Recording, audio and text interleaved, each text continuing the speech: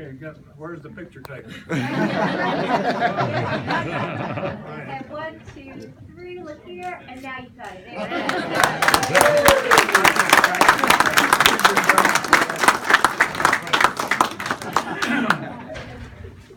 Okay, sit down.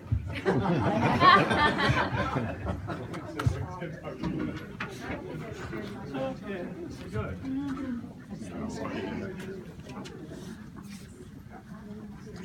Well, I'm a little uncomfortable. I was the furniture man and my brother was the speech maker, but somehow or other they got me up here.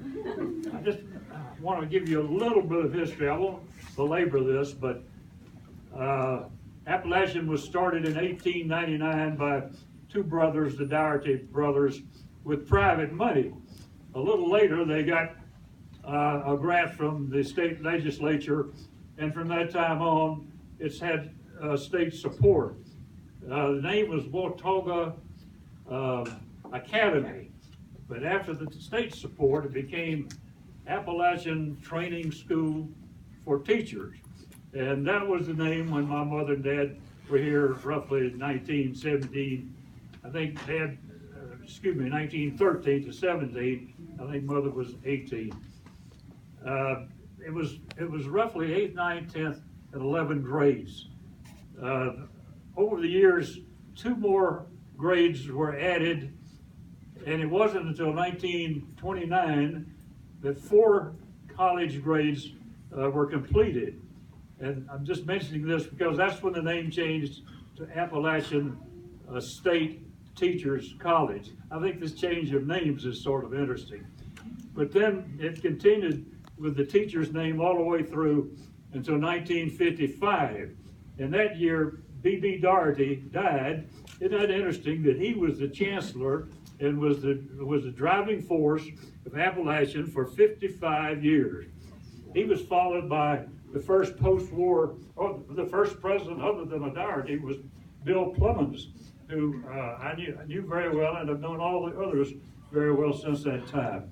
He presided over a very, a post-war building boom of buildings. He added to the staff, he added to the curricula, and as a consequence of that, we got to change the name again, finally, to Appalachian State University. I thought you would enjoy the change of names history. He was followed by Herb Wade. I mentioned, and it was in Herb's time that Walker College of Business was founded. One of the lead gifts was from Johnny Walker, who was an executive at Lowe's Home Stores. He was a terrific salesman, a very dynamic person, very good friend of mine. I'm probably one of the few people that remember Johnny Walker, who the school is named for. Of course, that was Herb was followed by our friend John Thomas, who happens to be staring at me right now. And he and I had a great relationship and had various projects. And he was followed by Frank Perkaski, and he was here earlier. I don't know whether he's still here or not.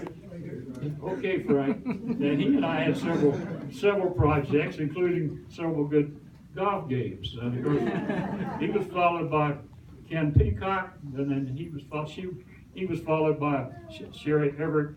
Isn't it interesting, of the 6 post-war chancellors, we've had 3 of them here today.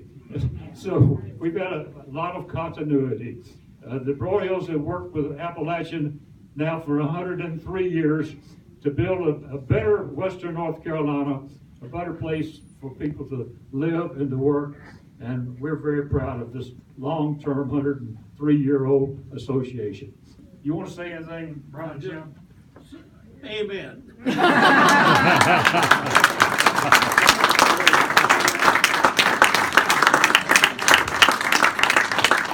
Thank you, Mr. Broyhill. It's just a delight to have gotten to know you and your family members, and we're so proud to be able to use your name in this space and to honor you and to support our students in the ways you've allowed us. So thank you again.